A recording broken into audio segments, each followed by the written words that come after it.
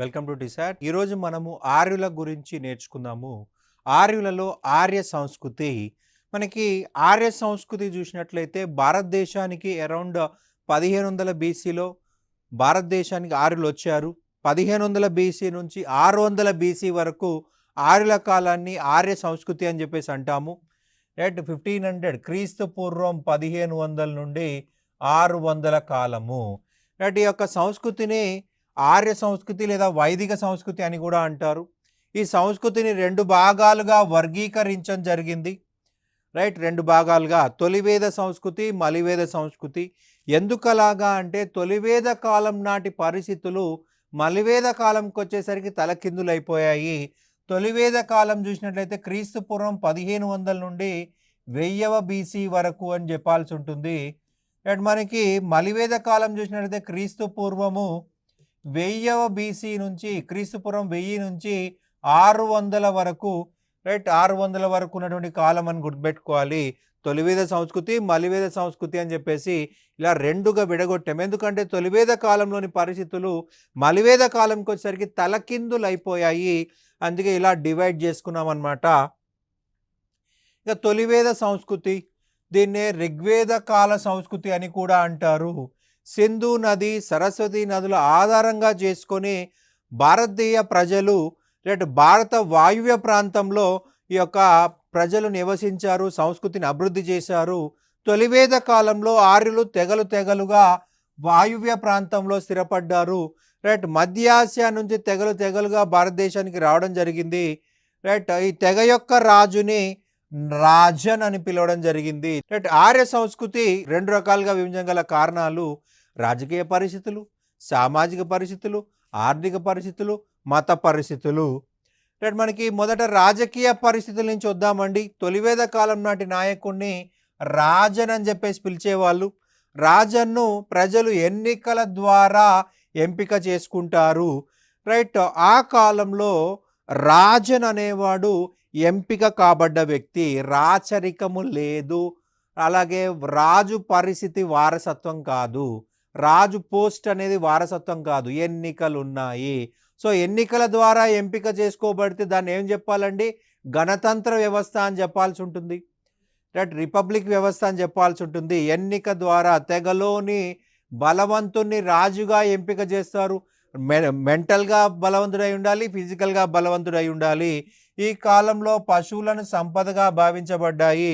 పశువుల కోసమే ఈ రాజన్ అనేవాడు యుద్ధాలు చేయడం జరిగింది. ఈ కాలంలో సిద్ధ సైన్యం అనేది లేదు. యుద్ధ సమయంలో తెగలోని పురుషులందరూ యుద్ధంలో పాల్గొనాలి. రైట్, మనకి ప్రతి ఒక్క తెగలోని పురుషుడు యుద్ధంలో పాల్గొనాల్సిందే, ఎగ్జామ్షన్ అనేది లేదు.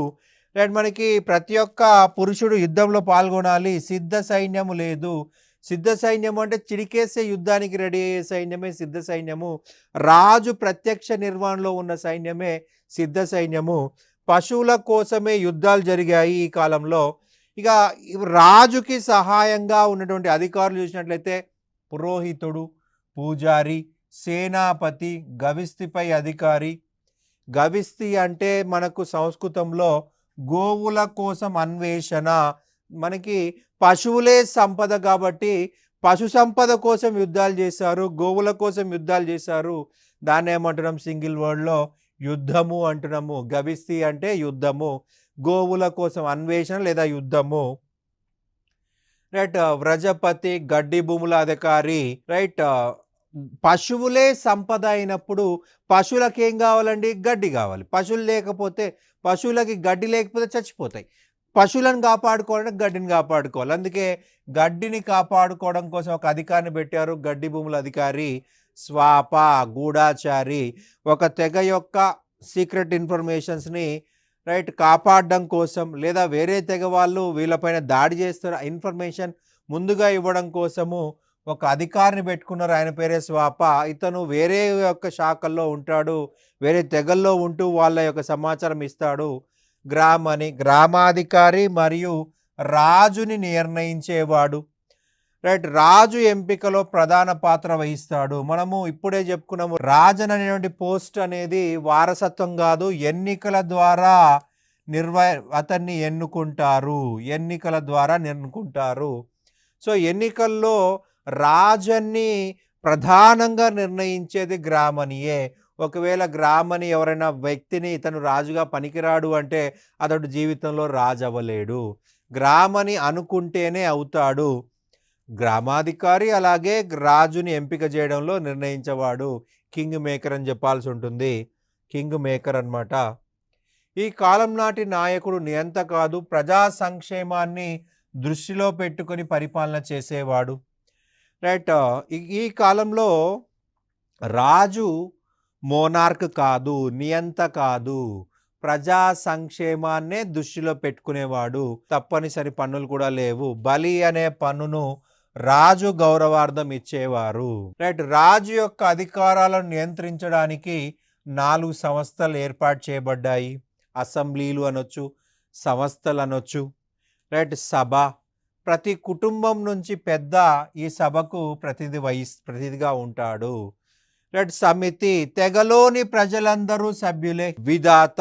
మహిళల ఆధిపత్యంలో ఉన్న సభ అత్యవసర సమయంలో సలహాలు ఇస్తుంది. గణ.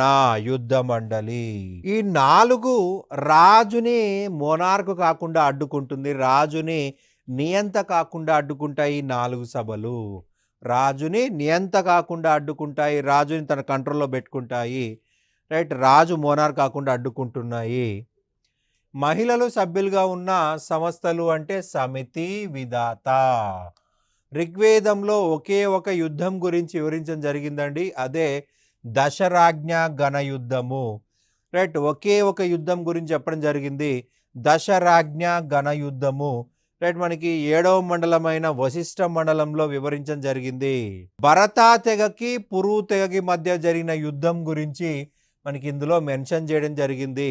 భరత తెగ యొక్క రాజు సుధామ, పురు తెగ యొక్క రాజు పురుకుత్స. అయితే ఇక్కడ సమస్య రాజుల మధ్య కాదు, అతని దగ్గర ఉన్న పురోహితుల మధ్య. రైట్. భరత తెగ యొక్క పురోహితుడు వశిష్ఠ మహర్షి, పురు తెగ యొక్క పురోహితుడు విశ్వామిత్ర మహర్షి. ఈ విశ్వామిత్ర మహర్షి ఏమంటాడంటే, మనం ఆర్యులం చాలా బలహీనంగా ఉన్నాము, తక్కువ జనాభా ఉంది, మన జనాభా పెంచుకోవాలంటే అనార్యులను కూడా చేర్చుకోవాలి అంటాడు విశ్వామిత్రుడు. కానీ వశిష్ఠుడు అంగీకరించాడు. మనం ఆర్యులం చాలా గొప్ప లక్షణాలు కలిగి ఉన్న వాళ్ళము, మన లక్షణాలు వేరే వాళ్ళతో కలిసిపోతే, వాళ్ళతో వివాహ సంబంధాలు పెట్టుకున్నట్లయితే మనం బలహీన పడిపోతాము, మన లక్షణాలు మనకు ఉండవు, అవి పొల్యూట్ అయిపోతాయి అని చెప్పేసి వ్యతిరేకిస్తాడు. సో వీళ్ళిద్దరి మధ్య గొడవే అది యుద్ధానికి దారితీసింది. రైట్. మనకి ఈ 2 తెగలు ఈ యుద్ధంలో భరత తెగ, పురు తెగ పరుష్ని అనే నది ఒడ్డున, దాన్ని మనం రావి నది ఒడ్డున జరిగింది. రైట్. ఈ పరుష్ని రావి నది ఒడ్డున జరిగిందండి. యుద్ధంలో భరత తెగ, పురు తెగకి 5 ఆర్య మరియు అనార్య తెగలు సపోర్ట్ చేయడం జరిగింది. భరత తెగ పురు తెగని, 5 ఆర్య తెగలు మరియు 5 అనార్య తెగల్ని ఓడించడం జరిగింది. ఫైనల్గా ఇందులో గెలిచింది ఎవరు? భరత తెగ గెలిచింది. ఇందులో గెలిచింది ఎవరయ్యా అంటే భరత తెగ. భరత తెగ పురు తెగని, 5 ఆర్య 5 అనార్య తెగలను ఓడించడం జరిగింది. రైట్. ఇక్కడ మనకి భరత తెగ యొక్క రాజు సుధాముడు. ఈ భరత తెగ భారతదేశాన్ని పరిపాలించింది. ఈ భరత తెగ మీద నుంచే భారతదేశం పేరు వచ్చిందని చెప్పేసి కొంతమంది చరిత్రకారులు ఒప్పుకోవడం జరుగుతుంది. ఇక నెక్స్ట్ సామాజిక పరిస్థితులు, సామాజిక పరిస్థితులు. సమాజంలో ఉన్న పరిస్థితులే సామాజిక పరిస్థితులు. రైట్. సమాజము. రైట్. అనేక కుటుంబాల కలయికని సమాజం అంటాం. కుటుంబము అనేక మంది ఒక దగ్గర నివసిస్తే దాన్ని కుటుంబం అంటాము. అనేక కుటుంబాల కలయికే సమాజం అంటాము. తొలివేద కాలంలో పితృస్వామికి వ్యవస్థ అమల్లో ఉండేది. పితృస్వామికి వ్యవస్థ కుటుంబంలో అత్యధిక వయసు కలిగిన పురుషుడు లేదా తండ్రి అధికారిగా ఉంటే దాన్ని పితృస్వామిక వ్యవస్థ అని చెప్పేసి అంటాము. కుటుంబంలో అతిపెద్ద వయసు నుండి పురుషుడు లేదా తండ్రి. ఎందుకు అలా చెప్తున్నామంటే మనకి అందరికీ సేమ్ రిలేషన్ కాదు. ఒకరికి ఫాదర్ అవ్వచ్చు, ఇంకొకరికి అంకుల్ అవ్వచ్చు, ఇంకొకరికి తాతయ్య అవ్వచ్చు, ఇంకొకరికి ఇంకో రిలేషన్ అవ్వచ్చు. అందుకే ఏం చెప్తున్నాము, అత్యధిక వయస్సు కలిగిన పురుషుడు లేదా తండ్రి పెద్ద అయితే పితృస్వామిక వ్యవస్థ. మనకి ఉమ్మడి కుటుంబ వ్యవస్థ కనిపిస్తుంది. ఉమ్మడి కుటుంబ వ్యవస్థ కనిపిస్తుంది. రైట్. మనకి ఆ కాలంలో కుటుంబాన్ని కులము అన్నారు. రైట్. ప్రెజెంట్ కులం వేరు. ఆ టైంలో కులం వేరు. కులం అంటే కుటుంబం ఋగ్వేద ప్రకారము. కులం పైన హెడ్ కులాప. తండ్రిని ఏమని పిలిచారు? కులాప అన్నారు. కులము అంటే కుటుంబము. కుటుంబం పైన అధికారి తండ్రి. సో తండ్రిని ఏమని పిలిచారు? కులాప అన్నారు. స్త్రీలు పూర్తి స్వేచ్ఛను కలిగి ఉపనయనం అనే విద్యార్థిని కూడా పొందేవారు. ఆ కాలంలో అందరూ చదువుకోవచ్చు. మహిళలు చదువుకోవచ్చు, శూద్రులు చదువుకోవచ్చు. అందరూ సమానమే. అన్ని రంగాల్లో స్వేచ్ఛగా పాల్గొంటూ విద్యావంతులుగా ఉండేవాళ్ళు. రైట్. ఎగ్జాంపుల్ చూసినట్లయితే విశ్వావర, లోపాముద్ర, గార్గి, రోషనార, గౌతమి వీళ్ళంతా కూడా విద్యని అభ్యసించారు. రైట్. అందరూ సమానమే. మహిళలు తక్కువ కాదు, శూద్రులు తక్కువ కాదు. అందరూ సమానమే. బాల్య వివాహాలు లేవు. సతీ సహగమనము లేదు. రైట్. తొలి వేద కాలంలో అంటే 1500 నుంచి 1000 మధ్యలో బాల్య వివాహాలు కానీ సతీ సహగమనం కానీ లేదు. వితంతు పునర్వివాహాలు ఉన్నాయి.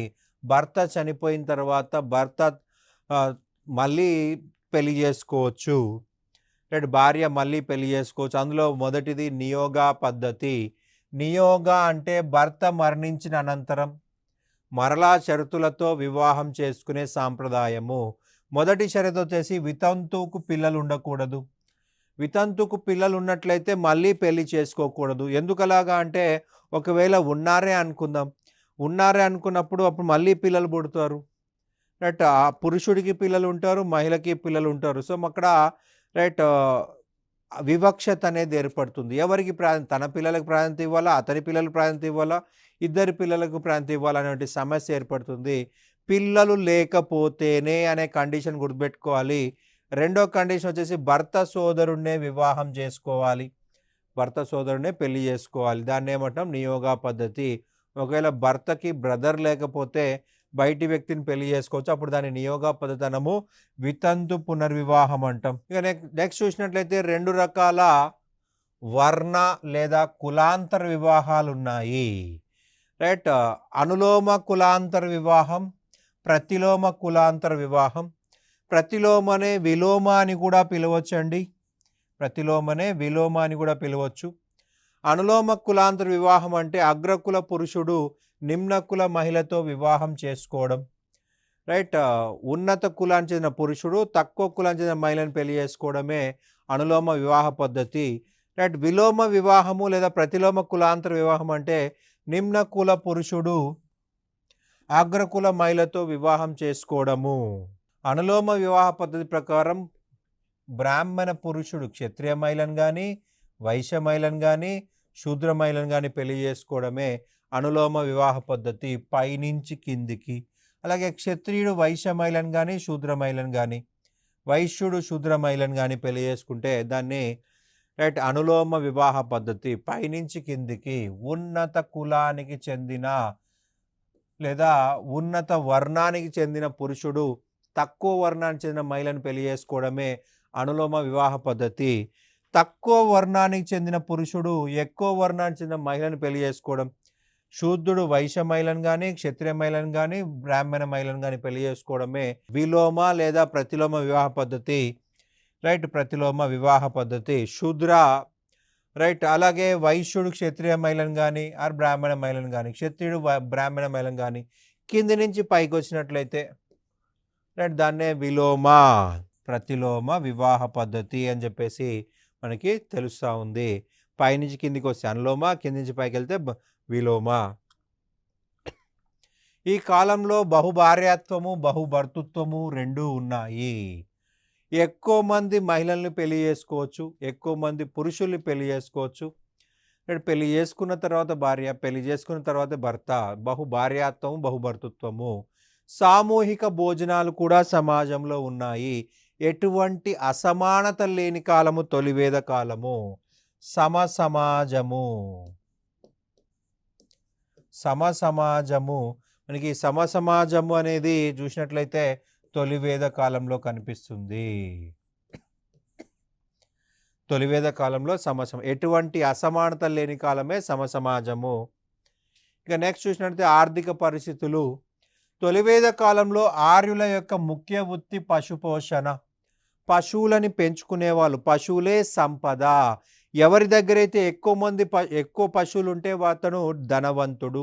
గోమత్ అన్నారు. తొలివేద కాలంలో ఆర్యులు రెండో ప్రాధాన్యత వ్యవసాయానికి ఇచ్చారు. వ్యవసాయంలో వాళ్ళు ఎవలు అనేటువంటి పంటని పండించడం జరిగింది. అయితే మన చరిత్రకారులు దీన్ని గోధుమ అయినా అయి ఉండొచ్చు, బార్లీ అయినా అయి ఉండొచ్చు అంటున్నారు. గోధుమ అయినా అయి ఉండొచ్చు, బార్లీ అయినా అయి ఉండొచ్చు అంటున్నారు. తొలివేద కాలంలో వ్యవసాయము ప్రధాన ప్రాధ కాదు, రెండవ ప్రాధాన్యత ఉంది. పశువులే సంపద, పశు సంపద. పశు సంపదకి ప్రాధాన్యత ఇచ్చారు. ఆయాస్ అనే రాగి లోహంను ఉపయోగించుకున్నారు. ఆయాస్ అనే రాగి లోహంను ఉపయోగించుకున్నారు. రైట్. సువర్ణ నిష్క అనే ఆభరణంను మారకంగా ఉపయోగించుకున్నారు. ఈ కాలంలో నాణాలు లేవు. ఒక వస్తువు ఇచ్చి ఇంకో వస్తువు తీసుకునేటువంటి పరిస్థితి కూడా లేదు. దాని ప్లేస్లో ఆభరణము సువర్ణ నిష్క అనే ఆభరణాన్ని మారకం కింద ఉపయోగించుకున్నారనమాట. రైట్. ఈ కాలంలో మనకి వడ్రంగి పరిశ్రమ ఉంది, కుండల పరిశ్రమ ఉంది, చేనేత పరిశ్రమ ఉంది, లోహాలను కరిగించే పరిశ్రమ ఉంది. రైట్. మనం ఫుడ్ వండుకోవాలంటే ఏం కావాలండి? కుండలు కావాలి. నీళ్లు స్టోర్ చేయాలంటే కుండలు కావాలి. సో కుండల పరిశ్రమ డెవలప్ అయింది. మనకి చలి నుండి, ఎండ నుండి, వాన నుండి మనల్ని కాపాడుకోవడం కోసము ఇళ్ళ నిర్మాణం చేపట్టుకోవాలి. ఇళ్ళ నిర్మాణం కోసము మనకి చేలు కావాలి, డోర్లు కావాలి, విండోలు కావాలి. ఇవన్నీ కూడా ఎవరు తయారు చేస్తారు? వడ్రంగి వాళ్ళు తయారు చేస్తారు. డోర్లు, విండోలు. సో వడ్రంగి పరిశ్రమ కూడా ఉంది. అలాగే లోహాలను కరిగించి వస్తువులు తయారు చేయడం. రైట్. అలాగే బట్టలు కోసం చేనేత పరిశ్రమ. అన్ని రకాల పరిశ్రమలు ప్రధానంగా కనిపిస్తున్నాయి. మనకి వడ్రంగి పరిశ్రమలో 2 రకాల వ్యక్తులుగా డివైడ్ చేశారు. రథకారులని, తక్షకులని చెప్పేసి. తక్షకులు వచ్చేసి వ్యవసాయ పనిముట్లు చేస్తారండి. సో వీళ్ళకి తక్కువ విలువ ఉంటుంది.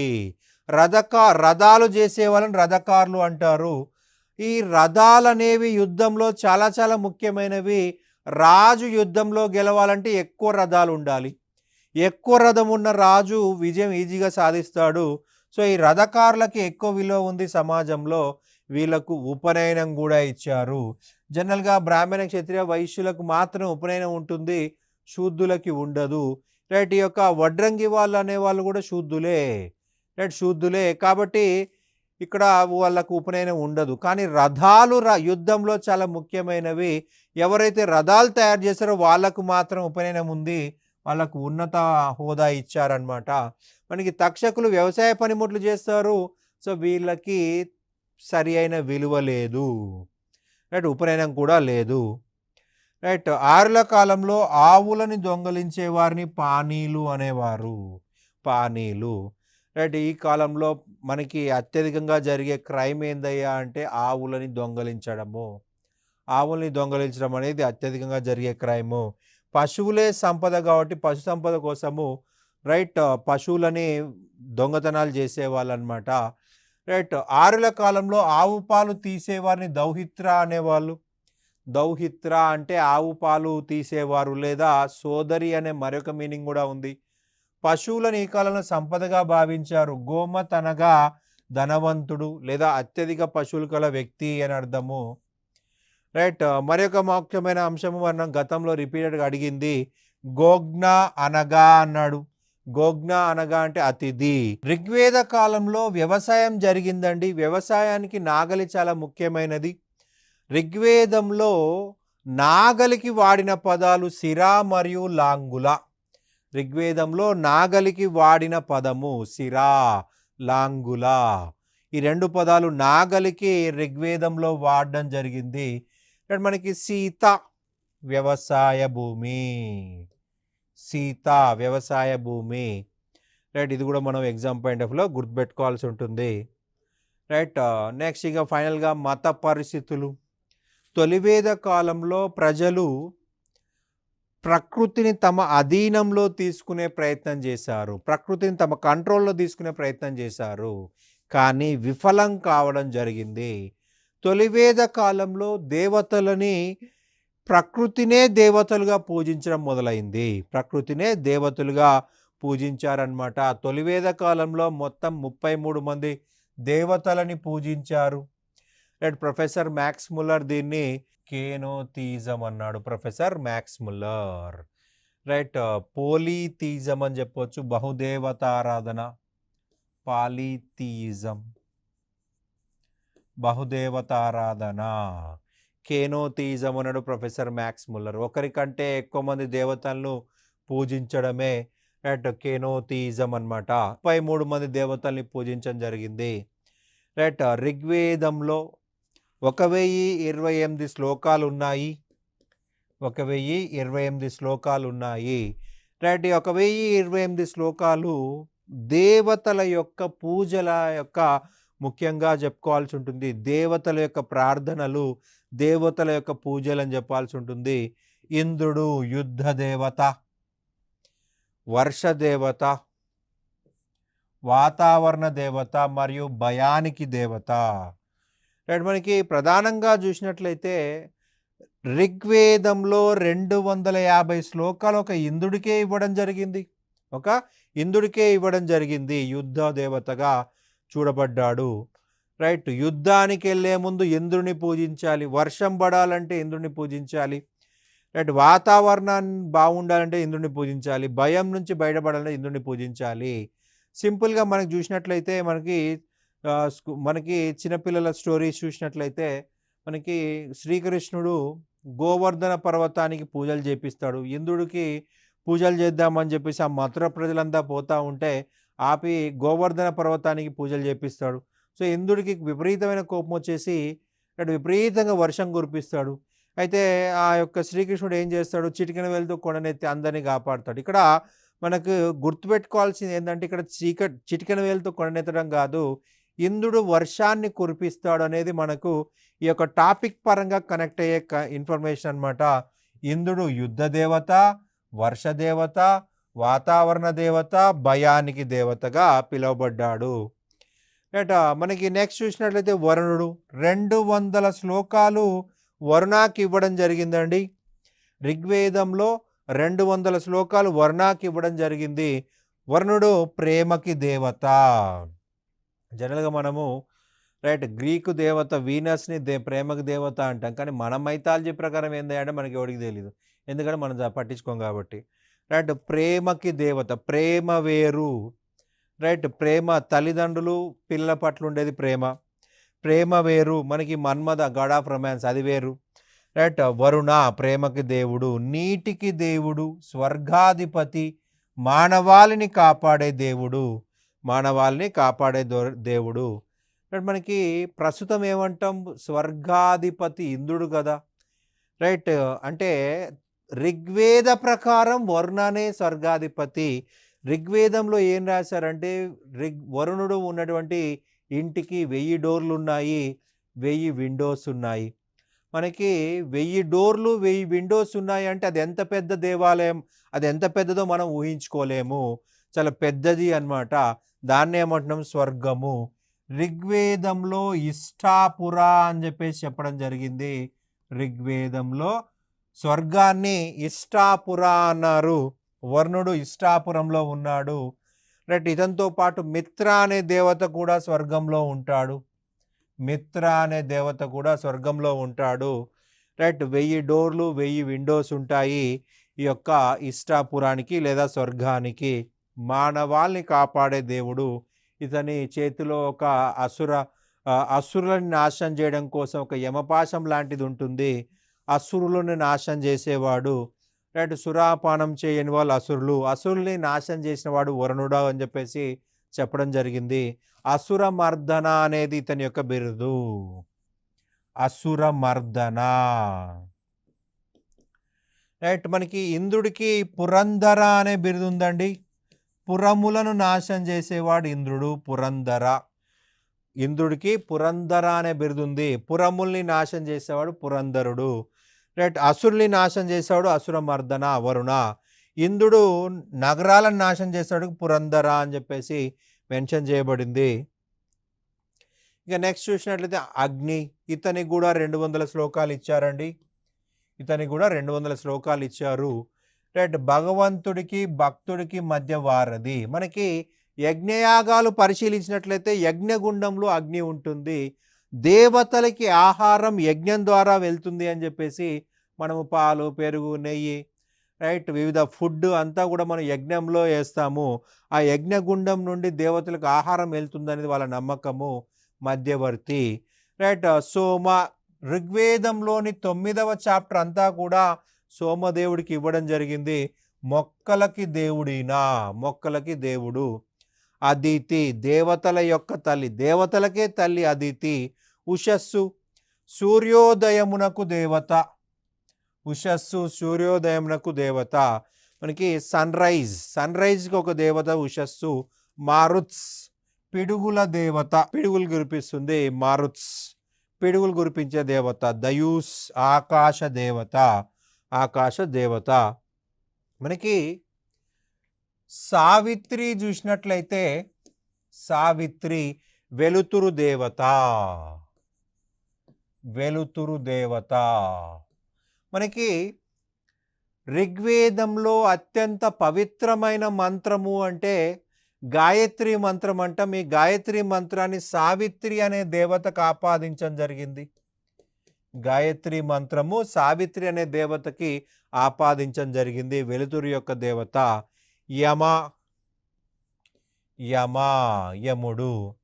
రైట్. ఋగ్వేద ప్రకారం మొదట మరణించింది యముడే. రైట్. యముడే.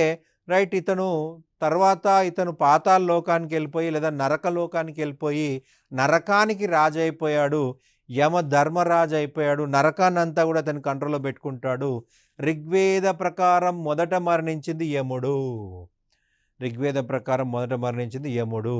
రైట్. అలాగే పృథ్వీ భూదేవత, పృథ్వీ భూదేవత. ఇలా మనకి 33 మంది దేవతలు ఉన్నారు. మరి ఈ 33 మంది దేవతలుని ఎందుకు పూజలు చేశారు? రైట్. ఏ పర్పస్తో పూజలు చేశారనేది మనము గుర్తుపెట్టుకోవాలి. రైట్. మనకి ఎవరు కూడా ఏ విషయము ఏది కోరకుండా పూజలు చెయ్యరు. మనము ఫర్ ఎగ్జాంపుల్ రేపు ఎగ్జామ్ ఉందంటే ఈరోజు గుడికి పోతాం, అప్పటి వరకు గుడికి పోనే పోం. ఎందుకు పోతాం? ఎగ్జామ్లో మంచి మార్కులు రావాలనే తోటి మనం గుడికి పోయి దండం పెట్టుకోం, లేకపోతే మనకి మంచి మార్కులు రావని భయపడతాం. అంటే ఇక్కడ భయం, భయం అనేది మనలో ఉంది. అందుకే భయం నుంచి బయటపడడం కోసం గుడికి పోతున్నాం అంతే, అంతేగాని భక్తితో కాదు. అంటే వీళ్ళు కూడా ఎందుకు వెళ్ళారు, ఎందుకు పూజలు చేశారని చూసినట్లయితే భౌతిక సంపదల కోసం ఆర్యులు దేవతల్ని పూజించడం జరిగింది. భౌతిక సంపదల కోసం ఆర్యులు దేవతల్ని పూజించారు. రైట్. పశు సంపద కోసం మరియు పుత్ర సంతానం కోసం. మనం ఏం చెప్పామండి? తొలివేద కాలంలో పశువులే సంపద, పశు సంపద అని చెప్పేసి అన్నాము. పశు సంపద కోసం దేవతలని పూజించడం జరిగింది. రైట్. పుత్ర సంతానం కోసం యుద్ధంలో పురుషులనే ఉపయోగించుకోవాలి. పుత్ర సంతానం యుద్ధంలో మనకి పురుషులు మాత్రం ఉపయోగించుకున్నారు. అందుకోసం పుత్ర సంతానం కోసం పూజలు చేశారు. రైట్. ఆరులు తినే ఆహార పదార్థం అపూప, తృణధాన్యాలతో తయారు చేసిన ఒక రకమైన తీయని పదార్థము. రైట్. ఇది మనకి ఆరులకు సంబంధించిన సమాచారము. ఈ యొక్క టాపిక్లో మనము తొలివేద కాలం గురించి నేర్చుకున్నాము. Thank you.